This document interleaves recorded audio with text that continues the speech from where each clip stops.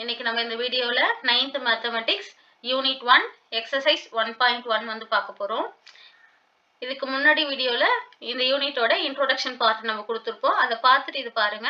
அப்போ உங்களுக்கு ஈஸியா வந்து இது புரியும். ஃபர்ஸ்ட் क्वेश्चन பாருங்க. which of the following are sets?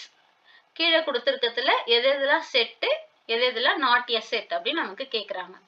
நமக்கு செட்டுக்கான டெஃபினிஷன் தெரியும். வெல் டிஃபைன்ட் ஆப்ஜெக்ட், நன்கு வரையறுக்கப்பட்டது, எல்லாராலையும் என்ன பண்ண முடியும், அக்செப்ட் பண்ணிக்க முடியும். ஓகேங்களா?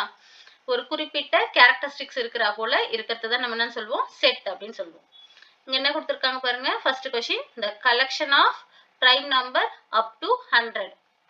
prime number நமக்கு என்னன்னு தெரியும், 2 3 5 7 11 அப்படின்னு எக்ஸெட்ரா போயிட்டே இருக்கும் இந்த prime number. இங்க நமக்கு என்ன கொடுத்திருக்காங்க, up to 100 வரைக்கும் அப்படின்னு பார்க்கும்போது லாஸ்ட் என்னென்ன prime number வரும், 89 ஒரு prime number-ஆ இருக்கும். நெக்ஸ்ட் 97.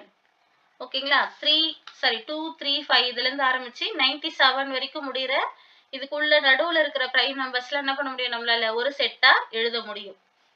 அப்ப இது என்ன சொல்லலாம், நம்ம செட் அப்படின்னு நம்மளால இதை சொல்ல முடியும். செகண்ட் क्वेश्चन பாருங்க. the collection of rich people in India. இங்க என்ன கொடுத்திருக்காங்க, ரிச் பீப்புள் அப்படின்னு கொடுத்திருக்காங்க. இப்போ ஒவ்வொருத்தவங்க பார்வையிலயும் என்னது, ஒவ்வொருத்தவங்க ரிச்சா இருப்பாங்க. இப்போ வந்து என்ன எக்ஸாம்பிளுக்கு 100 rupees இருந்துச்சுன்னா என்கிட்ட நான் ரிச்சா இருக்கத்தான் ஃபீல் பண்ணுவேன். ஒவ்வொருத்தவங்க 10,000 இருக்கணும். ஒவ்வொருத்தவங்களை பொறுத்து இந்த ஒப்பீனியன் வந்து சேஞ்ச் ஆகிட்டே இருக்கும். அப்போ இதெல்லாம் நம்ம சொல்வோம் நாட் எ செட்.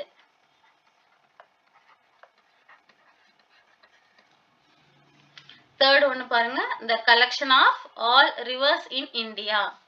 இந்தியால என்னென்ன ரிவர்ஸ் இருக்கு அப்படின்னு நமக்கு என்னது நேம்ஸ் எல்லாமே கரெக்டா தெரியும். அது எல்லாமே என்னது நமக்கு இதெல்லாம் ரிவர் நமக்கு நீங்க போய் பார்க்கும்போது என்ன தெரியும், இந்தியால இருக்க ரிவர்ஸ் அப்படின்னு போடும்போது நேம் லிஸ்ட் கரெக்டா எல்லாமே வரும். அதை நம்ம என்ன பண்ண முடியும், அக்செப்ட் பண்ண முடியும், எல்லாராலையுமே ஏத்துக்க முடியும். அப்ப இதெல்லாம் நம்ம சொல்லலாம் செட் அப்படின்னு சொல்ல முடியும். ஃபோர்த் ஒன்னு, the collection of good hockey players. இங்க என்னது குட் ஹாக்கி பிளேயர்ஸ் அப்படின்னு கொடுக்குறாங்க.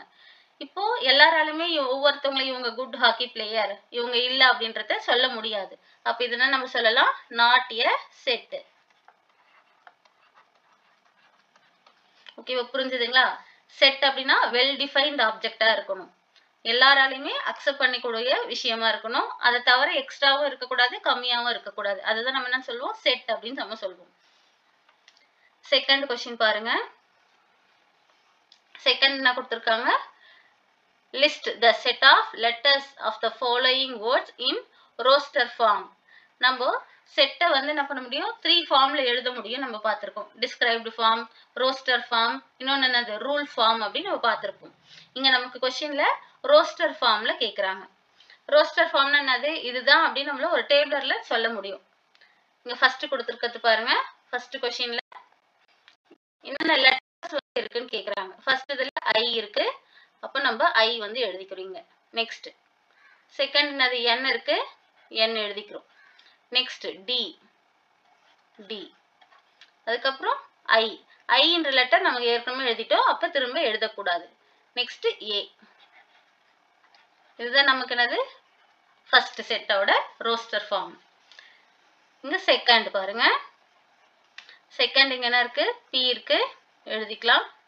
நெக்ஸ்ட் ஏ இருக்கு, எழுதிக்கலாம்.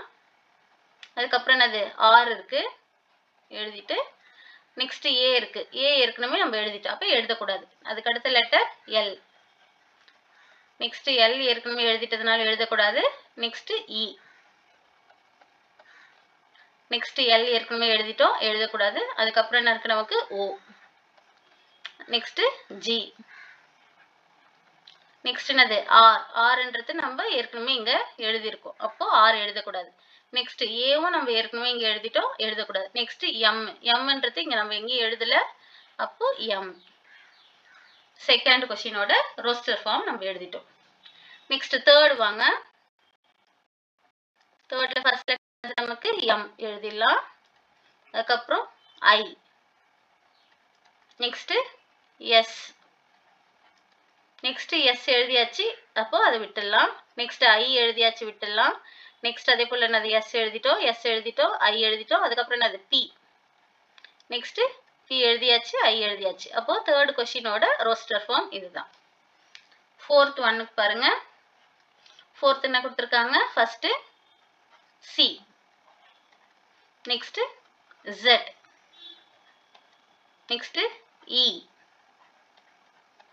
நெக்ஸ்ட் லெட்டர் என்னது? C எழுதியாச்சு. அப்போ அதை எழுதக்கூடாது. அதுக்கப்புறம் H எழுதுங்க. அதுக்கப்புறம் O எழுதிக்கலாம். நெக்ஸ்ட் S எழுதிக்கலாம். அதுக்கப்புறம் L எழுதுங்க. நெக்ஸ்ட் ஓன்ற லெட்டர் நம்ம அது ஏற்கனவே எழுதிட்டோம். அப்போ அதை எழுதக்கூடாது. Next V, next A. ஏன்றது எழுதியிருக்குமான்னு பாருங்க. இல்லை. அப்போ A எழுதிக்கோங்க. நெக்ஸ்ட் K, கேவும் எழுதல. அப்போ K எழுதுறோம். ஐயும் இல்லை. அப்போ I எழுதிக்கிறோம். நெக்ஸ்ட் A ஏற்கனவே எழுதிட்டோம். அப்போ A என்ன பண்ணக்கூடாது? எழுதக்கூடாது. செட்டு கம்ப்ளீட் ஆயிடுச்சு. இது V. ஓகேவா? இதுதான் ஃபோர்த் கொஸ்டினோட ரோஸ்டர் ஃபார்ம். ஓகேவா? இப்போ தேர்ட் கொஸ்டின் பார்க்கலாம். தேர்ட் என்ன கொடுத்துருக்காங்க? Consider the following set. A ஈக்குவல்ட்டுன்னு ஒரு செட்டு கொடுத்துட்டாங்க, B கொடுத்துருக்காங்க, C செட்டு கொடுத்துருக்காங்க. A கொஸ்டின்ல என்ன கொடுத்துருக்காங்க? இந்த கொஸ்டின் வந்து என்ன? State weather true or false. இங்க கொடுத்துருக்கிறது எல்லாமே ட்ரூவா ஃபால்ஸா நமக்கு வந்து கேட்குறாங்க. ஓகேவா? இங்க என்ன கொடுத்துருக்காங்க? ஃபர்ஸ்ட் கொஸ்டின் பாருங்க. 18 belongs to C அப்படின்னு கொடுத்துருக்காங்க. C செட்ல 18 என்ற எலமெண்ட் இருக்குன்னு சொல்லியிருக்காங்க. இருக்கா இல்லையான்னு பார்க்கலாம். C செட் எங்க இருக்கு? இங்க இருக்கு. C செட்ல 18 அப்படின்ற எலமெண்ட் இருக்கு. அப்போ இந்த ஸ்டேட்மெண்ட் அது நமக்கு ட்ரூ. செகண்ட் பாருங்க. 6 is not belongs to A. A செட்ல 6 என்ற எலமெண்ட் இல்ல அப்படின்றாங்க. A செட்ல பாருங்க 6 என்ற எலமெண்ட் இங்க இல்ல. அப்போ இந்த ஸ்டேட்மெண்ட் அது நமக்கு ட்ரூ தான். Third one 14 is not belongs to C. 14ன்ற நம்பர் C செட்ல இல்ல அப்படின்னு சொல்றாங்க. நம்ம தேர்ட் இங்க C கொஸ்டின் கொடுத்துருக்காங்க. அப்ப C செட்ல 14ன்ற எலமெண்ட் இங்க இருக்கு. ஆனா இங்க என்ன கொடுத்துருக்காங்க? நாட் பிலாங்ஸ் டு கொடுத்துருக்காங்க. அப்ப இந்த ஸ்டேட்மெண்ட் அது நமக்கு ஃபால்ஸ். நெக்ஸ்ட் பாருங்க. 10 belongs to B. B செட்ல 10 என்ற எலமெண்ட் இருக்குன்னு சொல்லியிருக்காங்க. B செட்ல 10 என்ற எலமெண்ட் என்னது நமக்கு இருக்கு. அப்ப இது என்னது நமக்கு ட்ரூ. ஃபிஃப்த் பாருங்க. 5 belongs to B. B செட்ல 5 என்ற எலமெண்ட் இருக்குன்னு சொல்றாங்க. இங்க B செட்ல 5 என்ற எலமெண்ட் இல்ல. அப்ப இது என்னது நமக்கு falls. Next 0 belongs to B. 0 என்ற எலமெண்ட் B செட்ல இருக்குன்றாங்க. இங்க 0 என்ற எலமெண்ட் என்னது? B செட்ல இல்ல. அப்ப இதுவுமே நமக்கு ஃபால்ஸ் தான். நெக்ஸ்ட் B கொஸ்டின் பாருங்க. filling the blanks. ஃபர்ஸ்ட் என்ன கொடுத்திருக்காங்க? 3 belongs to. 3 என்ற செட் 3 என்ற எலமெண்ட் எந்த செட்ல இருக்குன்னு பாருங்க. 3 என்ற எலமெண்ட் எங்க இருக்கு? A செட்ல இருக்கு. அப்ப 3 belongs to A. Next 14 belongs to. 14 என்ற எலமெண்ட் எங்க இருக்கு நமக்கு? C செட்ல இருக்கு. அப்ப 14 belongs to C. Third one 18 dash கொடுத்துட்டு B. 18 அப்படின்றது B செட்ல இருக்கா? belongs to or not belongs to அப்படின்னு நம்ம பார்க்க போறோம். இங்க B செட்ல 18 அப்படின்ற நம்பர் நமக்கு இல்ல. அப்ப இங்க என்ன வரணும்? is not belongs to. Next 4 dash B. 4 என்ற எலமெண்ட் B செட்ல இருக்கா இல்லையா நம்ம சொல்லணும். 4 என்ற எலமெண்ட் B செட்ல இருக்கு. அப்ப இது என்ன எழுதணும்? 4 belongs to B அப்படின்னு சொல்லணும்.